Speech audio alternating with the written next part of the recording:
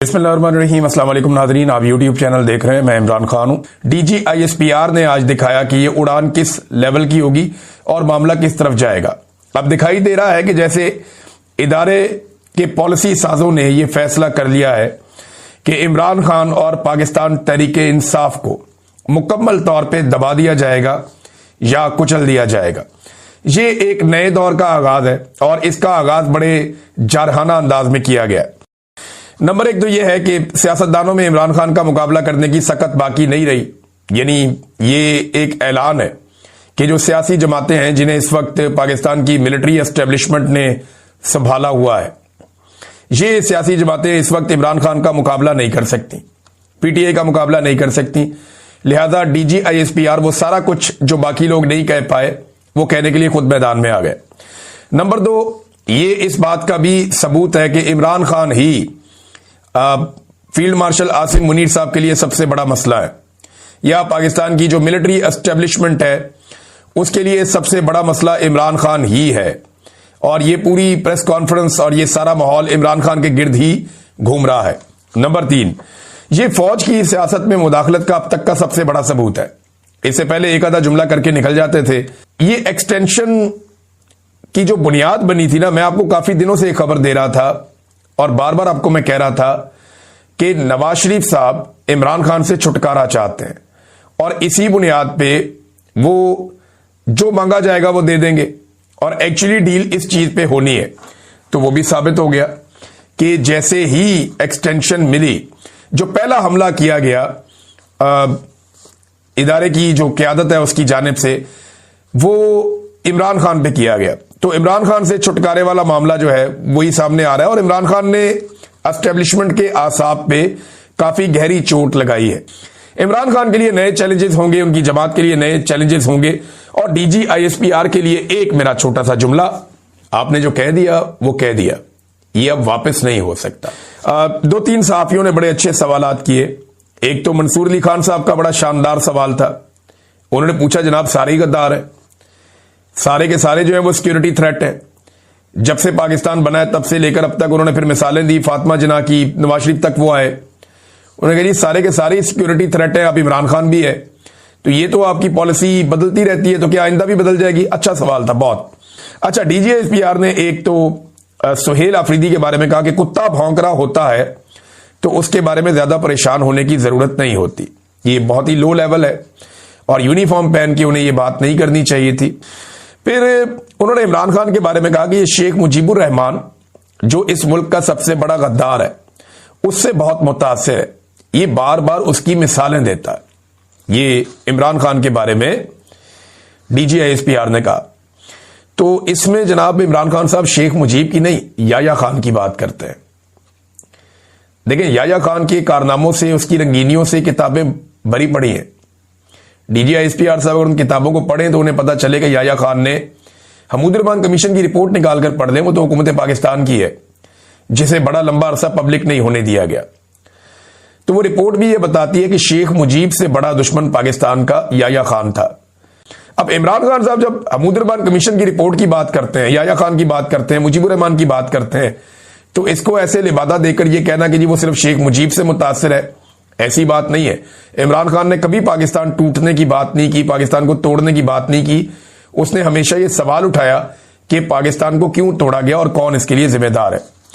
फिर DGISPR ने कहा कि इस शख्स का बयानिया दिल्ली से आ रहा है, ये एक और इल्जाम है। पहले ये कहा गया कि इमरान खान का जो ट्विटर अकाउंट है वो इंडिया से चलता है, फिर ये बहुत सारे और लोगों पर इल्जाम लगाए गए। तो पाकिस्तान में ना बड़ा आसान होता है कि जब भी कभी कोई आपके मफाद के खिलाफ जाए तो पाकिस्तान की मिलिट्री एस्टेब्लिशमेंट फौरी तौर पे उसे इंडिया के साथ जोड़ देते हैं। और जेल में बैठा हुआ इमरान खान, जिसने इंडिया पाकिस्तान की हालिया जंग के मौके पर भी पाकिस्तान के साथ पूरी ताकत से खड़े होने का कहा, वो इमरान खान आज गद्दार हो गया।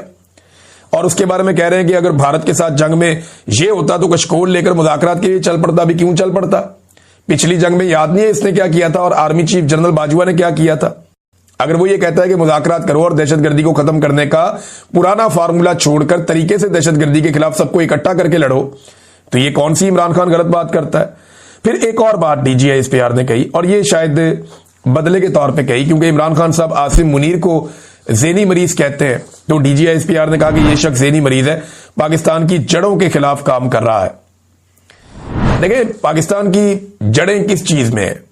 किसी एक इदारे में तो नहीं है, किसी एक शख्सियत के अंदर भी नहीं है। ना अकेला इमरान खान पाकिस्तान हो सकता है, ना अकेला DGISPR पाकिस्तान हो सकता है। पाकिस्तान है कौन? पाकिस्तान 25-26 करोड़ लोगों का मुल्क है। इस मुल्क को चलाने के लिए वो तरीकाकार होना चाहिए जो पूरी दुनिया के मुमालिक को चलाने के लिए है, यानी रूल ऑफ लॉ, मैंडेट का एहतराम, आज़ादी इज़हार राय, आज़ाद अदलिया, आज़ाद मीडिया, इंसानी हकूक की पाबंदियां बंद की जाए, तो पाकिस्तान बड़ा शानदार चलेगा। जब ये सारी चीजें होती हैं, तो ये सारी चीजों के अंदर जब खराबी पैदा की जाती है, तो ये है पाकिस्तान की जड़ों को खोखला करना। ये जो 26वीं और 27वीं आईनी तरमीम है, इस किस्म की तरमीमें जो शख्सियत को बुनियाद बनाकर की जाती हैं, ये किसी मुल्क की जड़ों को खोखला करती हैं, और तो कोई चीज मुझे इसमें दिखाई नहीं दे रही। खैबर पख्तूनख्वा की हुकूमत की कारकर्दगी पर भी सवालात उठाए DGISPR ने। उन्होंने कहा कि क्या खैबर पख्तूनख्वा के मुकद्दर में लिख दिया गया है कि उन पर मुसल्लत एक टोला अवाम के मुकद्दर से खेलता रहेगा? DGISPR साहब, ये वाहिद सूबा है जहां पे अवाम के मैंडेट से हुकूमत बनी है। पंजाब में मैंडेट चोरी करके मरियम नवाज को वजीर आला बनाया गया, जाली फॉर्म 47 पे। ये तो आपके अपने लोग मानते हैं, आप लोग खुद तस्लीम करते हैं। जितने लोग सियासत में आपके करीब हैं वो भी तस्लीम करते हैं कि सिर्फ खैबर पख्तूनख्वा में एक अवामी हुकूमत बनी है, बाकी तमाम जगहों पे अवामी हुकूमत नहीं बनाई गई, बल्कि जोर जबरदस्ती, धौंस और धांधली से हुकूमत बनाई गई। अवाम ने अगर किसी हुकूमत को मुसल्लत किया अपने ऊपर, तो वो मुसल्लत करदा टोला तो ना हुआ। मुसल्लत करदा टोला तो वो होता है जिसे इलेक्शन हारने के बावजूद जो 17 सीटें जीते हुए हों और उन्हें लाकर वजीर आजम बना दिया जाए। यह है मुसल्लत करना। बार बार पाकिस्तान पर हुक्मरान मुसल्लत किए गए, बार बार पाकिस्तान पर डिक्टेटर्स मुसल्लत किए गए, और आज तक वो सिलसिला जारी है। अपने जाती फायदे के लिए मुल्क का नुकसान किया गया बार बार, और शक्लें ला ला कर मुसल्लत की गई जिन्होंने पाकिस्तान की इकोनॉमी को, पाकिस्तान की तारीख को, पाकिस्तान की आवाम को, पाकिस्तान के कल्चर को, हर चीज को नुकसान पहुंचाया, पाकिस्तान की सालमियत को नुकसान पहुंचाया। अच्छा जी, इसमें एक और सवाल उठाया DGISPR ने कि तुम हो कौन, तुम्हारी हैसियत क्या है? तो मेरी एक ख्वाहिश है DGISPR साहब, जिस दिन आप रिटायर होना तो आप एक काउंसलर का इलेक्शन लड़के देखिएगा, आपको पता चलेगा। ये क्या सवाल है? पाकिस्तान के सबसे बड़े लीडर से आप पूछ रहे हैं कि तुम हो कौन, तुम्हारी हैसियत क्या है?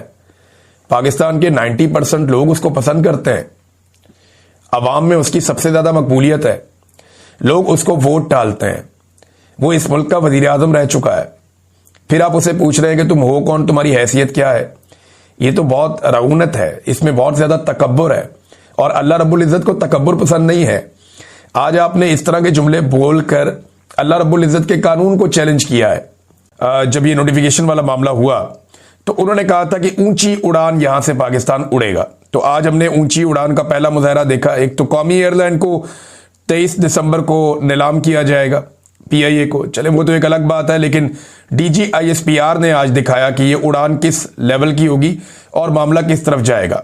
अब दिखाई दे रहा है कि जैसे इदारे के पॉलिसी साजों ने यह फैसला कर लिया है कि इमरान खान और पाकिस्तान तहरीके इंसाफ को मुकम्मल तौर पे दबा दिया जाएगा या कुचल दिया जाएगा।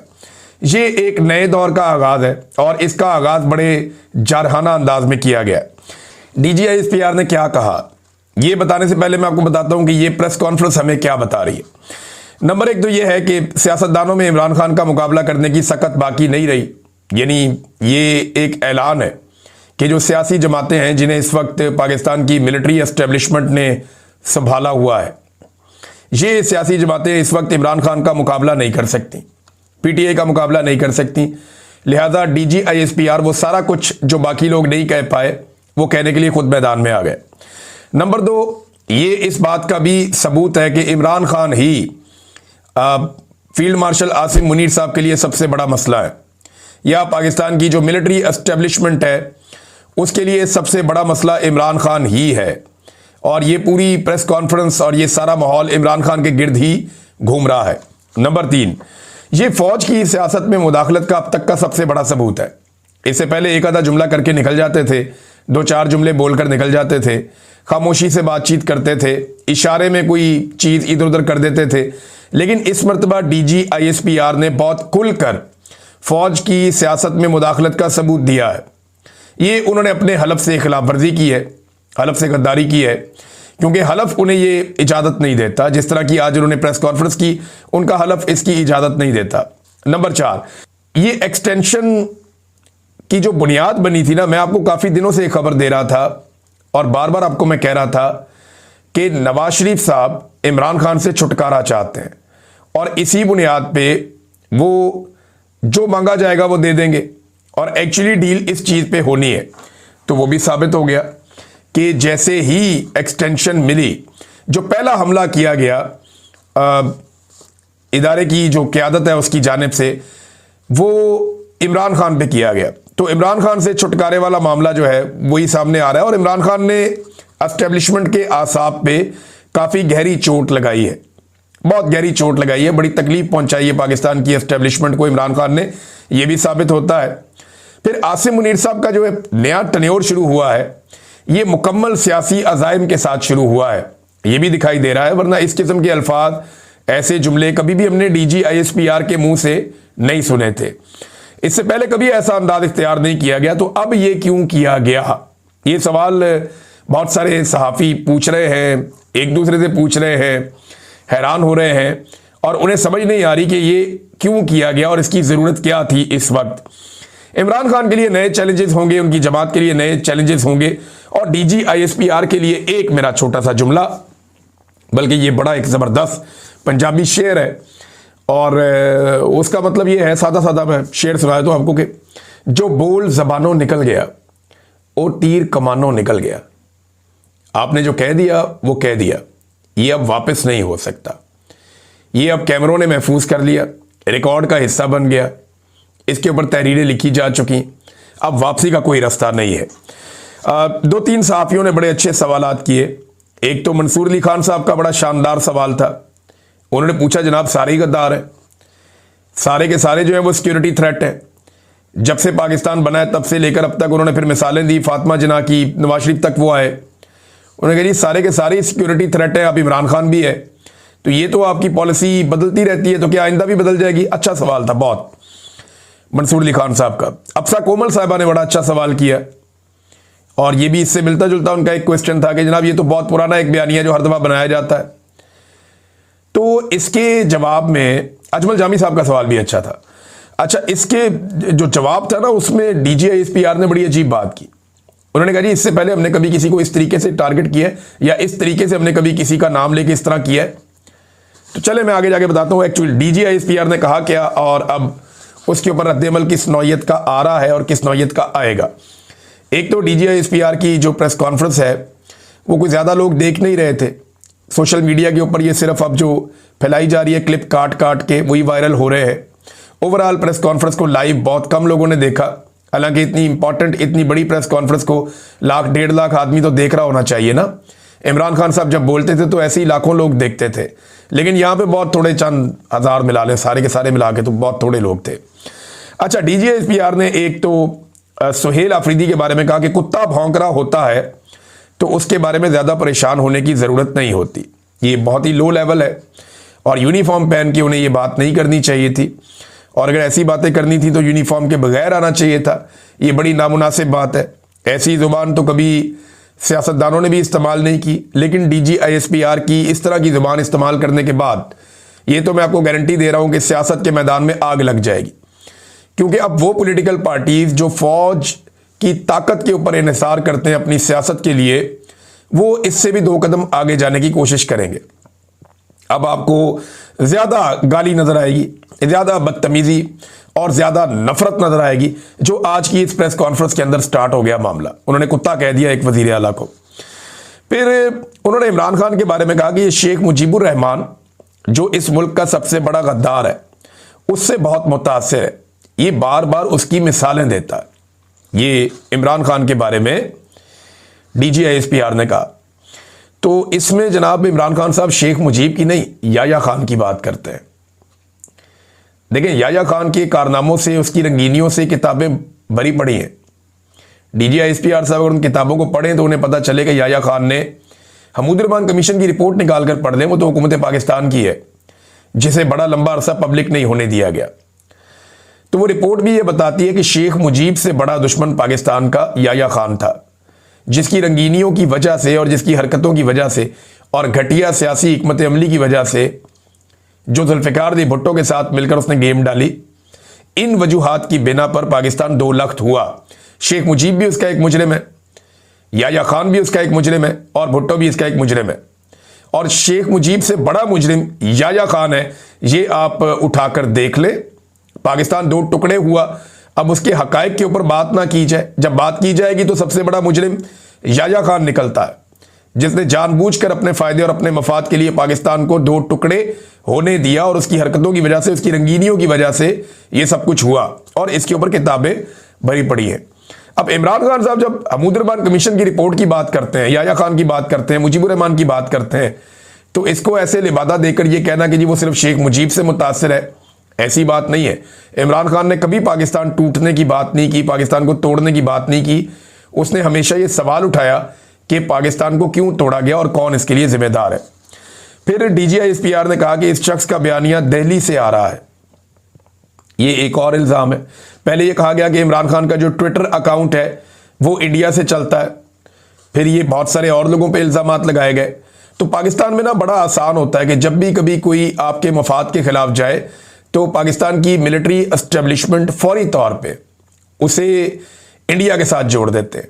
पहले इसराइल के साथ जोड़ देते थे, आजकल इसराइल के साथ अच्छी यारी है पाकिस्तान की एस्टेब्लिशमेंट की, तो अब इंडिया के साथ जोड़ देते हैं और वो ये कहते हैं जी इंडिया के साथ ये शामिल है। बल्कि मैं हैरान हुआ, उन्होंने एक और बात की, उन्होंने कहा जी कि भारत के साथ जंग में अगर ये शख्स होता तो ये कशकोल लेकर मुज़ाकरात के लिए चल पड़ता। ये बड़ी अजीब बात है क्योंकि ये हकायक सारी दुनिया को पता है और PMLN के लोग ये बता चुके हैं। इसमें जो इस वक्त स्पीकर है अयाज सादिक साहब, उन्होंने बताया था कि जनरल बाजवा की टांगें कांप रही थी और माथे पे पसीना था और बहुत परेशान थे। और ये हकायक कई मरतबा रिपोर्ट हो चुके हैं कि जनरल बाजवा इंडिया को जवाब उस तरीके से नहीं देना चाहते थे। ये इमरान खान साहब ने और एयरफोर्स ने इस बात का फैसला किया और बाकायदा प्राइम मिनिस्टर ने इसके ऊपर जो है वो बड़ा सख्त अहकामात जारी किए कि हम इंडिया को जवाब देंगे। और फिर इंडिया को जवाब दिया। इंडिया के तैयारे उस वक्त भी गिरे थे और पहली मरतबा इसका आगाज इस दौर में, जदीद दौर में, इमरान खान साहब के दौर में हुआ था। तो इमरान खान साहब तो नहीं गए कशकोल लेकर इंडिया से मुज़ाकरात के लिए, बल्कि इस मरतबा जब जंग हो रही थी तो हम बार बार कई दिनों तक ये मिन्नतें करते रहे कि इस जंग को उठाइए और उठा के भारत में ले जाइए। हम बार बार ये कहते रहे कि जनाब, और मैं ये कहता रहा कि जनाब ये जंग पाकिस्तान की सरजमीन पे लड़ी जा रही है, इसको उठाएं और इंडिया की सरजमीन पे ले जाएं। जब आप ये करेंगे तो उन्हें जंग की गर्मी का एहसास होगा और फिर वो जंग से पीछे हटेंगे, अदरवाइज ये जंग नहीं रुकेगी। तो जब पाकिस्तान ने ये किया तो उसका नतीजा आपके सामने है। अब जो लोग उस वक्त एक ट्वीट नहीं किया, जो लोग उस वक्त एक स्टेटमेंट नहीं दिया, जो लोग छुप कर बैठे हुए थे तहखानों के अंदर, वो लोग सारे पहलवान बन गए। और जेल में बैठा हुआ इमरान खान, जिसने इंडिया पाकिस्तान की हालिया जंग के मौके पर भी पाकिस्तान के साथ पूरी ताकत से खड़े होने का कहा, वो इमरान खान आज गद्दार हो गया। और उसके बारे में कह रहे हैं कि अगर भारत के साथ जंग में ये होता तो कशकोल लेकर मुज़ाकरात के लिए चल पड़ता। भी क्यों चल पड़ता? पिछली जंग में याद नहीं है इसने क्या किया था और आर्मी चीफ जनरल बाजवा ने क्या किया था। फिर कहते हैं अफगानिस्तान से रियासत की पॉलिसी दुरुस्त नहीं है, ये इमरान खान क्यों कहता है? ये भी उन्होंने एतराज उठाया। भाई इमरान खान एक साबिक वजीर आजम है, वो लीडर है, उसे लगता है कि पॉलिसी किसी और तरह होनी चाहिए, तो ये उसका जमहूरी हक है। अगर वो ये कहता है कि मुज़ाकरात करो और दहशतगर्दी को खत्म करने का पुराना फार्मूला छोड़कर तरीके से दहशतगर्दी के खिलाफ सबको इकट्ठा करके लड़ो, तो ये कौन सी इमरान खान गलत बात करता है? फिर एक और बात DGISPR ने कही, और ये शायद बदले के तौर पे कही, क्योंकि इमरान खान साहब आसिम मुनीर को ज़ेनी मरीज कहते हैं, तो DGISPR ने कहा कि ये शख्स ज़ेनी मरीज है, पाकिस्तान की जड़ों के खिलाफ काम कर रहा है। देखिए, पाकिस्तान की जड़ें किस चीज़ में है? किसी एक इदारे में तो नहीं है, किसी एक शख्सियत के अंदर भी नहीं है। ना अकेला इमरान खान पाकिस्तान हो सकता है, ना अकेला DGISPR पाकिस्तान हो सकता है। पाकिस्तान है कौन? पाकिस्तान 25-26 करोड़ लोगों का मुल्क है।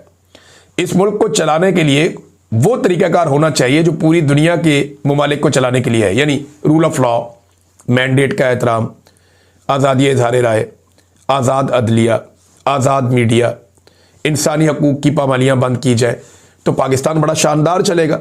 जब ये सारी चीज़ें होती हैं तो ये सारी चीज़ों के अंदर जब खराबी पैदा की जाती है तो ये है पाकिस्तान की जड़ों को खोखला करना।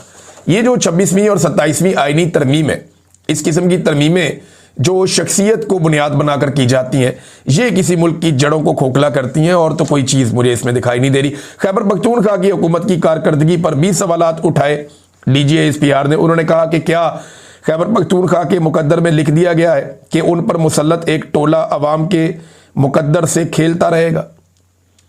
DGISPR साहब, ये वाहिद सूबा है जहां पे अवाम के मैंडेट से हुकूमत बनी है। पंजाब में मैंडेट चोरी करके मरीम नवाज को वज़ीर आला बनाया गया जाली फार्म 47 पे। ये तो आपके अपने लोग मानते हैं, आप लोग खुद तस्लीम करते हैं। जितने लोग सियासत में आपके करीब हैं वो भी तस्लीम करते हैं कि सिर्फ खैबर पख्तूनख्वा में एक अवामी हुकूमत बनी है, बाकी तमाम जगहों पे अवामी हुकूमत नहीं बनाई गई, बल्कि ज़ोर ज़बरदस्ती, ढोंस और धांधली से हुकूमत बनाई गई। अवाम ने अगर किसी हुकूमत को मुसल्लत किया अपने ऊपर तो वो मुसल्लत करदा टोला तो ना हुआ। मुसल्लत करदा टोला तो वो होता है जिसे इलेक्शन हारने के बावजूद जो 17 सीटें जीते हुए हों और उन्हें लाकर वज़ीर आज़म बना दिया जाए, ये है मुसल्लत करना। बार बार पाकिस्तान पर हुक्मरान मुसल्लत किए गए, बार बार पाकिस्तान पर डिक्टेटर्स मुसल्लत किए गए और आज तक वो सिलसिला जारी है। अपने ज़ाती फ़ायदे के लिए मुल्क का नुकसान किया गया बार बार और शक्लें ला ला कर मुसल्लत की गई, जिन्होंने पाकिस्तान की इकॉनमी को, पाकिस्तान की तारीख को, पाकिस्तान की आवाम को, पाकिस्तान के कल्चर को, हर चीज़ को नुकसान पहुंचाया, पाकिस्तान की सालमियत को नुकसान पहुंचाया। अच्छा जी, इसमें एक और सवाल उठाया DGISPR ने कि तुम हो कौन, तुम्हारी हैसियत क्या है। तो मेरी एक ख्वाहिश है DGISPR साहब, जिस दिन आप रिटायर होना तो आप एक काउंसलर का इलेक्शन लड़के देखिएगा, आपको पता चलेगा। ये क्या सवाल है, पाकिस्तान के सबसे बड़े लीडर से आप पूछ रहे हैं कि तुम हो कौन, तुम्हारी हैसियत क्या है। पाकिस्तान के 90% लोग उसको पसंद करते हैं, अवाम में उसकी सबसे ज़्यादा मकबूलियत है, लोग उसको वोट डालते हैं, वो इस मुल्क का वज़ीर आज़म रह चुका है। फिर आप उसे पूछ रहे हैं कि तुम हो कौन, तुम्हारी हैसियत क्या है। ये तो बहुत रऊनत है, इसमें बहुत ज़्यादा तकब्बुर है और अल्लाह रब्बुल इज़्ज़त को तकब्बुर पसंद नहीं है। आज आपने इस तरह के जुमले बोलकर अल्लाह रब्बुल इज़्ज़त के कानून को चैलेंज किया है, आपने रब को चैलेंज किया है। अल्लाह ताला किसी को इज़्ज़त देता है, लोगों के दिलों में किसी की इज़्ज़त डालता है।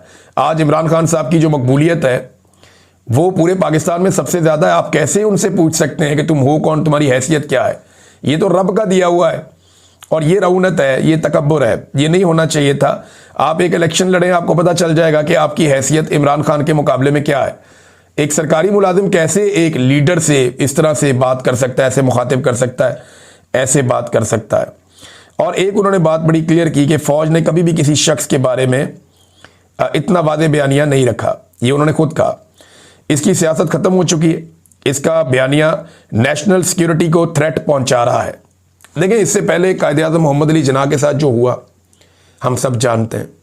फातिमा जिन्ना जो है वो नेशनल सिक्योरिटी का थ्रेट थी और उनकी बहुत बेइज्जती की गई, उन्हें बहुत जलील किया गया। उस वक्त एक डिक्टेटर था, उसने बड़े तकब्बुर के साथ जो कुछ किया वो हम जानते हैं।